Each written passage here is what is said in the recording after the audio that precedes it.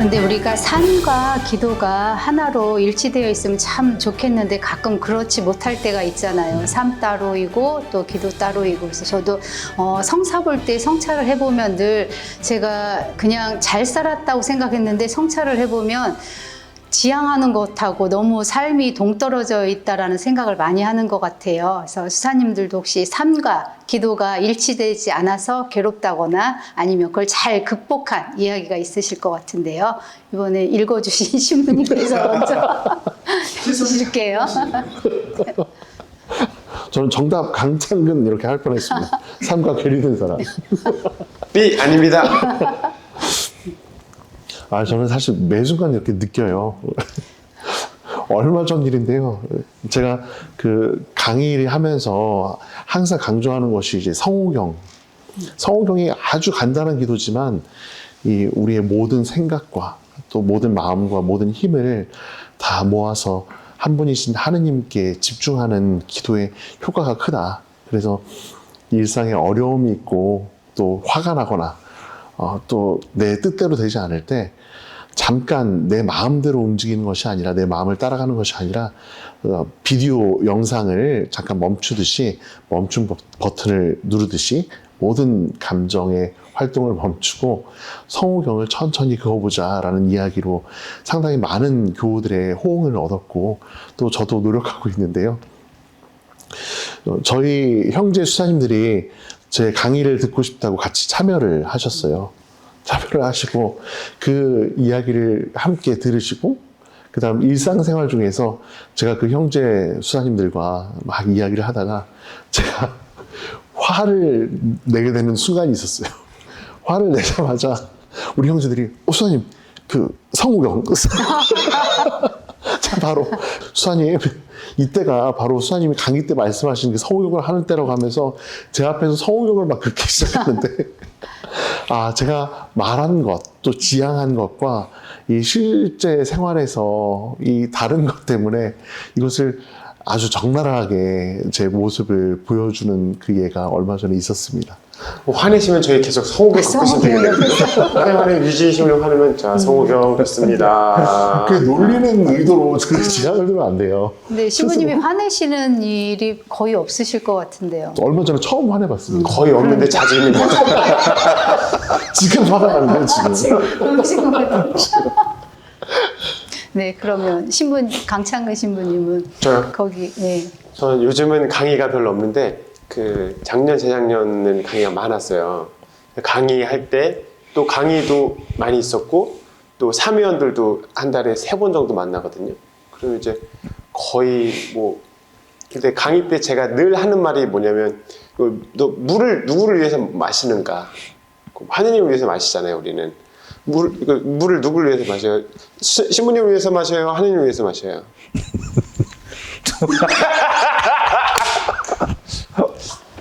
재밌었습니다. 그러니까 물을 마실 때 그 하느님을 위해서 마시자고 이렇게 얘기를 해요. 마시자. 그리고 문을 열 때 우리 창성 신부님이 실제로 문을 열 때 이게 그 처음 들어온 이제 입회자들한테는 그 모범으로 이렇게 시범을 보여주셨다고 하더라고요. 조용히 열고 조용히 닫고 열고 닫을 때 이제 하느님 사랑하는 마음으로 하라고 그렇게 많이 말씀하셨대요. 근데 제가 이제 강의 때 그걸 하도 얘기를 많이 하다 보니까 제가 아무 생각 없이 문을 열려고 그럴 때 그럼 안 되지? 그래서 그러니까 제가 너무 많이 얘기를 했던 거라서 얘기를 한 사람이 안 지키면 안 되겠다. 그 물을 마실 때도 아무 생각 없이 마시려고 그러다가도 이러면 안 되지라는 게 강의의 효과가 아닐까. 너무 말을 많이 해서. 그 다음에 또 제가 하나만 더 말씀드리면 이제 계단 올라갈 때 예수 마리아 요셉 하면서 올라가라고 말씀을 드리거든요. 근데 사모님들 다 그렇게 하고 있어요. 근데 제가 안 하고 있으면 안 되잖아요. 그래서 이런 작은 것들을 할 때 너무 잔소리를 제가 많이 해가지고 제가 지키지 않으면 안 되는 지경에 이르러가지고 어쩔 수 없이 지금 그런 걸 잘 지키고 있습니다. 알겠습니다. 자, 그러면 이상국 신부님. 네. 예수님을 보면은 예수님의 사원행이 권위가 있으셨어요. 왜냐하면 당신도 그렇게 하셨기 때문에 우리들도 보면은 함께 살고 있는 형제들 앞에서 강론을 아무리 잘하고 강의를 잘해도 우리가 살지 못하면은 그 강론의 말씀은 모르겠어요. 외부 사람들은 이렇게 좋아할지 모르겠지만 형제들은 참 말만 잘해라고 이렇게 얘기를 하게 되고, 근데 저 같은 경우는 제가 지금 3월 9일부터 지금까지 매일 1분 강론을 하고 있는데, 제가 왜 1분 강론을 이렇게 하게 됐냐면, 수도 생활을 하다 보니까, 수도원에 있다 보니까, 이렇게 강론을 할 기회가 없어요. 가끔 본당에서 이렇게 미사가 필요할 때, 시문이 안 계시고 그럴 때 가서 하게 되는 경우가 뭐 많지가 않아요. 한 달에 2번 정도? 없을 때도 있고.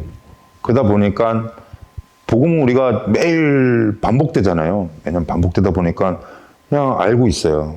알고 있는 복음, 뭐 똑같은 복음. 그러다 보니까 뭐 묵상을 하지 않는 경우가 있어요. 그냥 앉아있기만 하지만.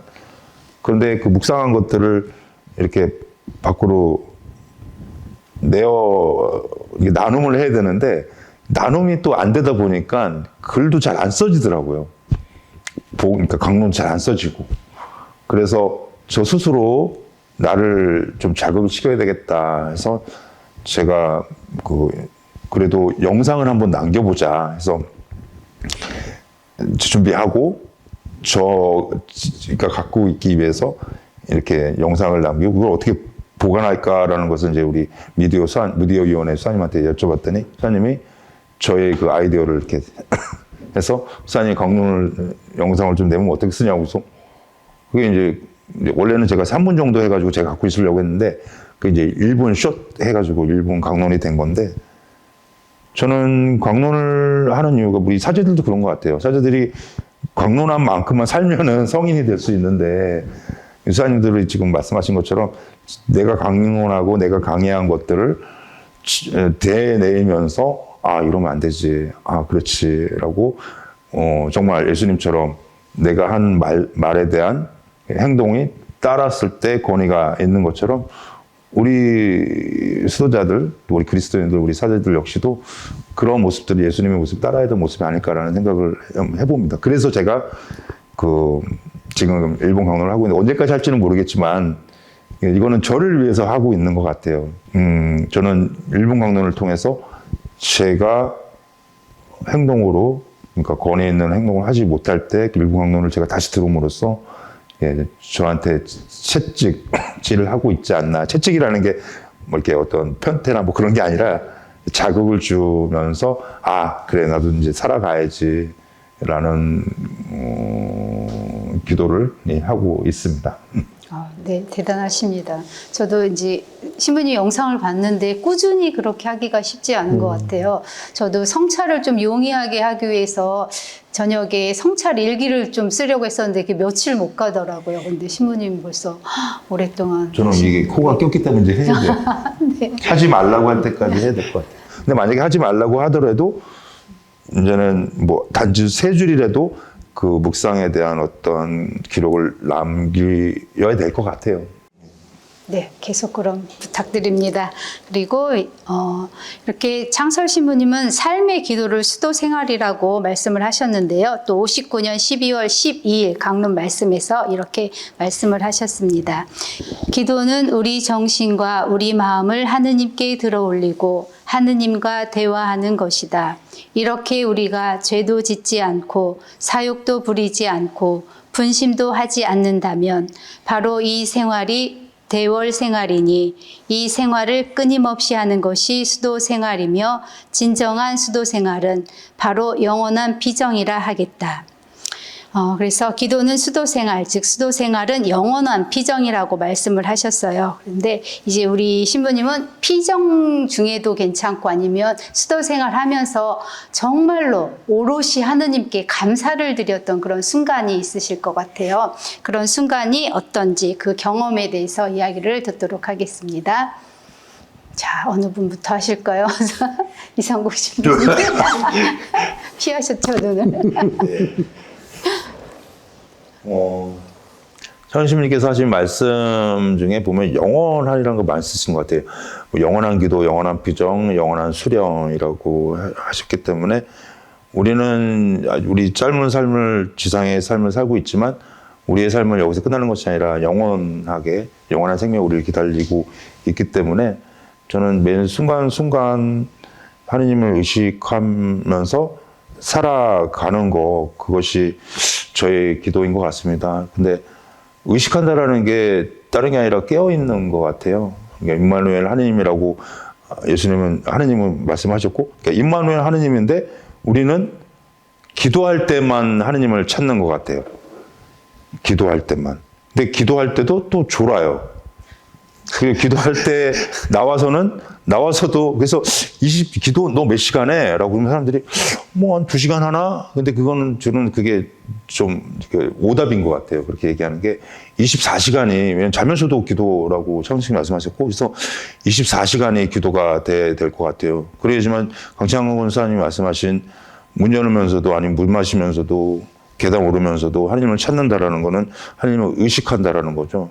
그러다 보면은 죄를 안 짓게 되는 것 같아요. 그러니까 덜 짓게 되는 거, 안 짓게가 아니라 덜 짓게 되는 것 같고, 그래서 의식하게 되면 나중에는 뭐 경외할 것 같은데, 제가 최근에 알게 된 건데, 뭐 경천애인이라고 있더라고요. 경천애인. 그게 하나님을 사랑하고 이웃을 사랑한다라는 그 한자이긴 한데, 경천할 때 경자가 아주 심오한 뜻이 있더라고요. 우리는 뭐 하나님을 그냥 공경한다, 경외한다라고만 기본적으로만 알고 있는데, 그 경자의 의미는 그 옛날 그 학자들이 경천이라는 쓴 이유는 경이 몰입하다라는 뜻이 있다고 하더라고요. 몰입, 집중. 그러니까 경천이라는 의미는 하느님만 보는 거예요. 하느님만. 예. 다른 거는 부차적인 거고, 하느님한테 모든 게 다 있는 거예요. 24시간, 그리고 삶 전체를 하느님께. 그러면 뭐 죄를 지을 수가 없을 것 같아요. 그래서 그거를 연습을 하려고 하는데, 또 자꾸만 제 사욕이, 제 하고 싶은 어떤 제 자작대로 하고 싶은 그런 것들이 자꾸 생기다 보니까, 그럴 때마다 계속 자극을 주는 게, 아까 제가 말씀드렸듯이 일본 강론을 다시 또 본다거나, 또 요즘은 성경을 필사를 하게 되면은, 신학생 때 제가 필사한 것들이 있는데 너무 이게 짐이 되더라고요. 그래서 타자를 치자. 그래서 지금 성경을 조금씩 쉬는 시간마다 하루에 한 20분 아니면 30분씩 이렇게 성경을 타자 치면서 그 말씀들을 제가 하나님의 말씀들을 다시 마음속으로 새기고 있습니다. 네, 감사합니다. 그럼 옆으로 넘어가겠습니다. 질문이 감사를 드렸던 네, 기억이죠? 네. 네, 감사. 제가 수도 생활 위기를 한번 맞았는데요. 그 병원에서 걷지 못한다는 거예요. 사실 그때 이것이 진짜 하느님의 부르심 때문에 내가 응답하면서 살고 있는 건가, 아니면 내가 정해서 이 목표를 그냥 하느님께 두고 내 힘으로 살고 있는 건가 하는 것이 마음속에 의문이 돼서 상당히 긴 거리를 제가 도부순례를 청했어요. 도부순례를 하면서 발목이 너무나 아파왔는데 끝까지 이제 싸우면서 걸었고, 그리고 끝나자마자 병원에 갔더니 이 발목의 조직이 괴사하고 있다.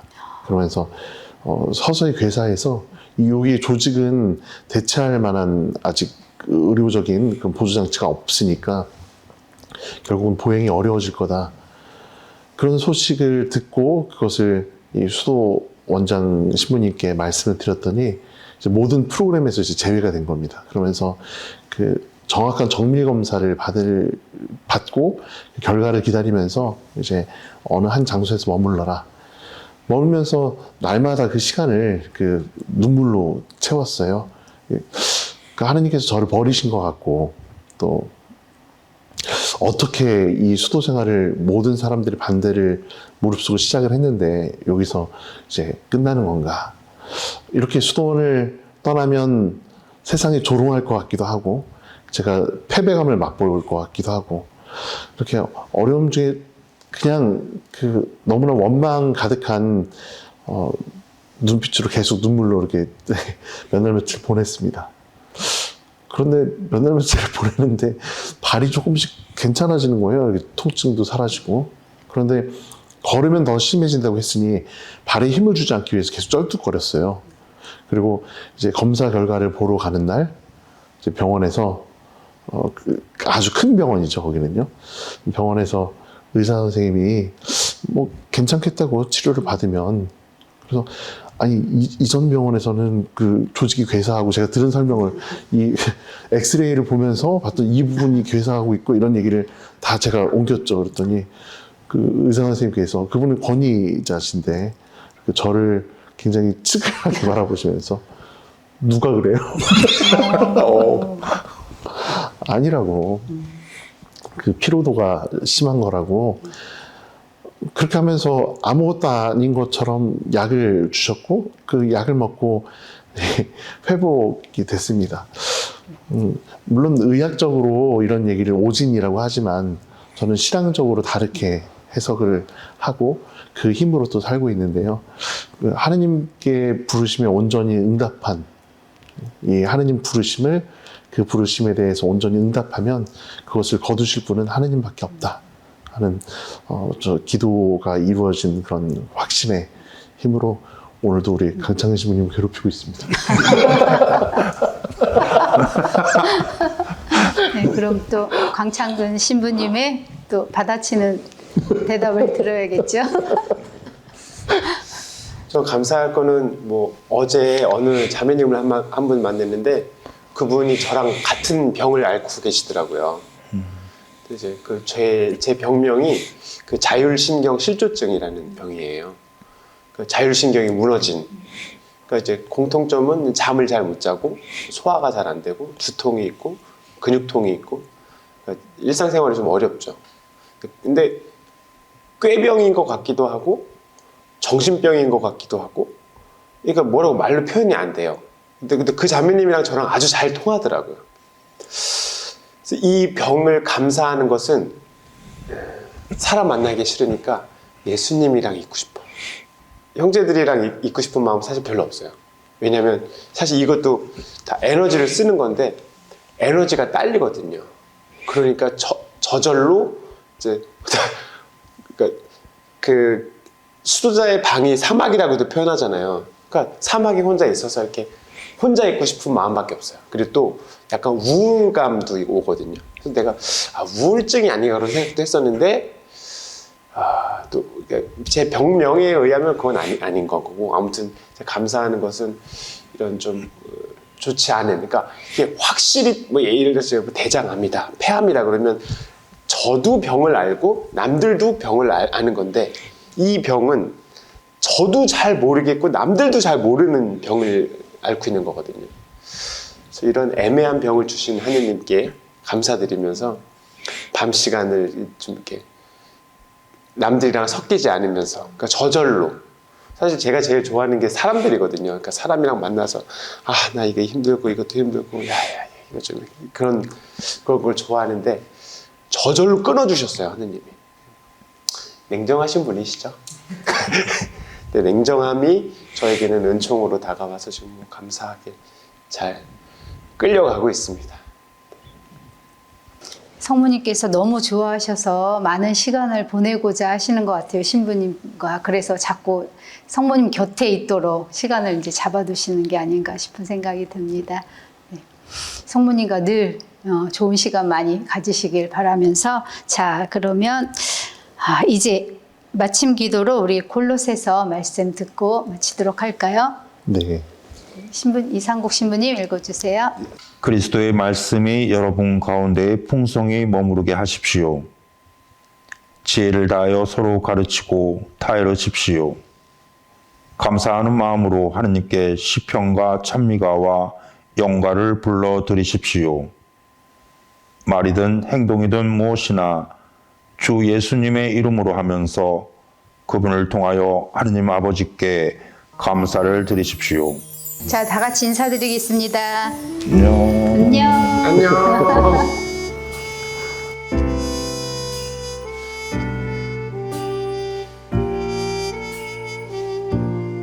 저는 묵상 기도는 조금 이제 쉬운 것 같은데 관상 기도는 좀 많이 어렵게 생각이 돼요. 왜냐하면 묵상은 내가 이게 나한테 어떤 의미가 있을까, 또 무슨 뜻으로 이렇게 말씀하시는 걸까 제가 이렇게 막 생각을 하고 하는데, 관상은 이제 주시는 대로 받아야 되잖아요. 그게 조금 어렵긴 하던데, 여기 우리 또 창설 신부님께서 관상 생활에 대해서 말씀해 주신 게 있어요. 그래서 이거는 우리 유진 신부님이 좋은 목소리로 한번 읽어 주실까요? 네. 관상 생활은 무엇인가? 내적 침묵, 즉 나쁜 생각을 안 하고 물리쳐 하나님을 위하여 모든 일, 먹는 것, 자는 것, 노는 것을 하는 것이다. 관상 생활은 산 속에서만 하는 것이 아니다. 우리 주 예수, 성모 마리아, 성 요셉의 성가를 생각할 때 사람 사는 인가를 떠나서 사신 것이 아니요, 동리에서 일하시고 잡수시고 쉬시고 사셨다. 우리 주 예수 산중으로 피하여 명상생활하라고 명하시지 않으셨다. 우리 주 예수 얼마나 복잡한 속에서 살으셨는가. 그 소리 지르고 싸우고 떠드는 중에서 하느님의 뜻대로만 사셨다. 이것이 곧 명상이다. 순교한 분들 다 대월생활, 명상생활을 철저히 하신 증거자시다. 어느 때나 어디서나 무엇을 할 때나 하느님 위하여 나쁜 생활 안 하고 지내는 것이 명상생활이다. 명상은 특별한 기도나 묵상이나 하며 세속과 연락을 하지 않고 사는 것이 아니라는 것을 철저히 알아야 할 것이다. 자연마다 초자연미를 가해야 완전히 아름다운 것과 같이 보통 사회생활에서 성모님과 같이 대월생활 해야 하는 것이다. 보는 것이, 듣는 것이 해로운 것이 아니다. 물리치고 동의만 안 하면 이것이 명상생활이다.